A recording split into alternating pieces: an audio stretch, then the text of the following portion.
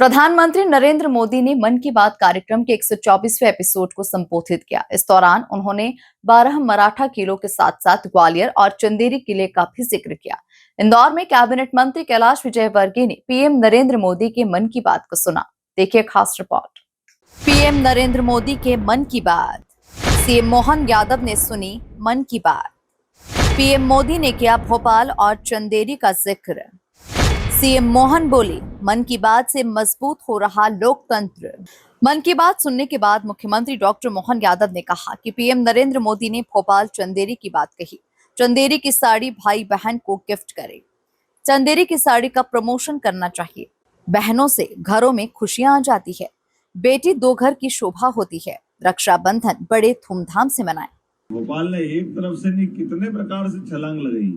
भोपाल की ताकत देखे तो ध्यान में आएगा कि भोपाल ने अपना रातापानी अभयारण्य, जिसको डॉक्टर विष्णु श्रीधर वाकणकर नाम दिया, ये टाइगर अभयारण्य पूरे देश तो क्या दुनिया में कहीं ऐसा नहीं है कि 15 किलोमीटर से अंदर में कोई टाइगर रिजर्व अभयारण्य हो। ये हमारे यहाँ है टाइगर रिजर्व पार्क, जिसके माध्यम से दुनिया ये सह अस्तित्व की भावना, वन्य प्राणी और मनुष्य दोनों अपने अपने दायरे में रह करके कितने आराम से जीवन जी सकते हैं। ये बहुत श्रेष्ठ उदाहरण है। ये भाव उसी प्रकार से भी ले जाता है जिसके कारण से जियो और जीने दो की संस्कृति हजारों साल से हमारी अपनी दुनिया के अंदर अपनी बहु प्रचारित उस भाव के आधार पर कि हम वसुदेव कुटुंबकम के वाहक हैं।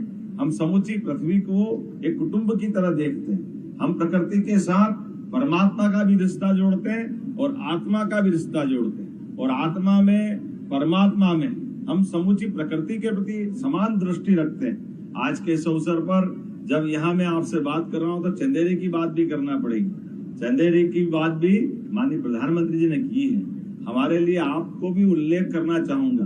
बहनें साड़ी पहनती है, बहुत अच्छी साड़ी, लेकिन हमारी माहेश्वरी और चंदेरी की साड़ियां भी बहुत अद्भुत बनती है। कभी आप उसका भी प्रमोशन करें, गिफ्ट देने में उनका भी भाई भी ध्यान रखे, केवल बहन ध्यान नहीं रखे। और बहनों को तो प्रणाम करता हूँ। सावन का महीना है, ऐसा लग रहा बहनों के बीच आनंद आ गया।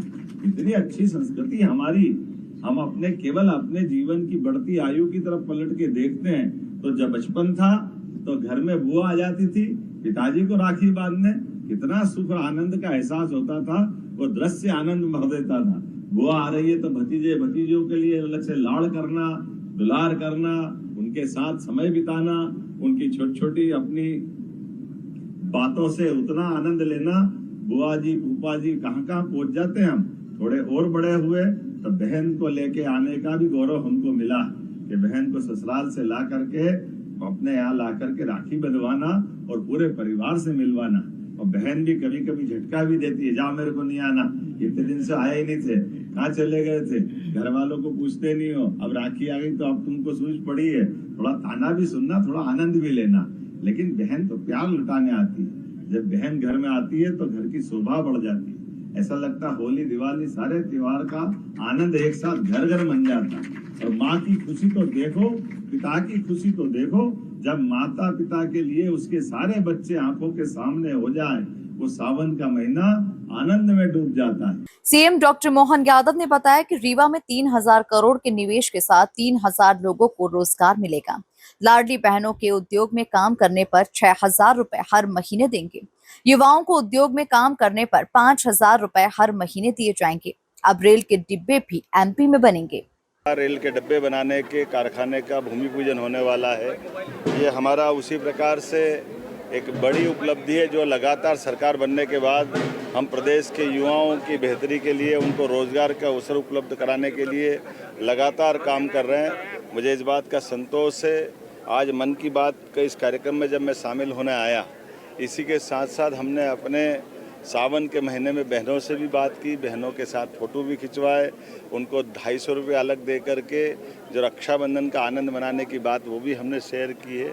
लेकिन विकास के क्रम में जिस प्रकार से हमारी सरकार काम कर रही है, सभी प्रकार के रोज़गार के अवसर उपलब्ध कराते हुए किसान, महिला, युवा, गरीब सबके जीवन को बेहतर बनाने के लिए माननीय प्रधानमंत्री के नेतृत्व में हमारी सरकार जो काम कर रही है, उसके रिजल्ट हमको दिखाई दे रहे हैं। और माननीय प्रधानमंत्री जी ने भोपाल को स्वच्छता सर्वेक्षण में जो स्थान मिला है और उसकी खूबसूरती की बात उन्होंने की है, मैं उनका आभार भी मानता हूँ।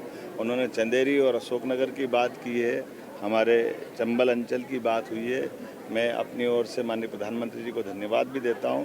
और उनने अपने मन की बात के माध्यम से देश भर के अंदर चलने वाले सकारात्मक कामों को जोड़ने का, ये मन की बात के माध्यम से हर महीने सीधा संवाद करते हुए न केवल लोकतंत्र को मजबूत कर रहे हैं, बल्कि देश के अंदर आंतरिक भारत के नागरिकों के मनों के ऊपर देशभक्ति का जो एक तरह से नया एक संकल्प देने का काम वो कर रहे हैं, वो वाकई अद्भुत है। इसी से हमारे देश के अंतर्निहित ताकतें मजबूत होती है और विरोधी ताकतों को पराजय मिलती है। आइए हम सब उनके इस विकास के क्रम में लगातार जुड़े रहें। कुल मिलाकर देखा जाए तो प्रधानमंत्री नरेंद्र मोदी की मन की बात का 124वां एपिसोड था, जिसे सुनने के लिए मध्य प्रदेश के मुख्यमंत्री डॉक्टर मोहन यादव भोपाल के शील पब्लिक हायर सेकेंडरी स्कूल पहुंचे। मन की बात में पीएम मोदी ने स्वच्छता सर्वेक्षण में दूसरे नंबर पर आने पर भोपाल को बधाई दी। Bureau report, MP news, Bhopal.